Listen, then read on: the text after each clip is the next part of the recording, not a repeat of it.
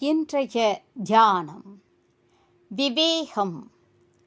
சித்தமிசை குடிகொண்டுள்ள அறிவான தெய்வமே, விவேகம் என்னும் விளக்கேற்றி வைத்து உன்னை தரிசிப்பேனாக.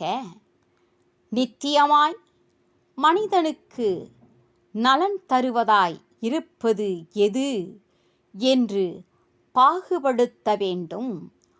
உடலையும் உள்ளத்தையும் பற்றிய யாவும் ஓயாது மாறிக்கொண்டு இருக்கின்றன.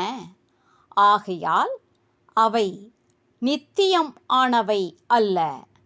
அறிவையும் ஆனந்தத்தையும் பற்றியது நித்தியம் ஆனது. இதை அறிந்து கொள்ளுதல் விவேகம்.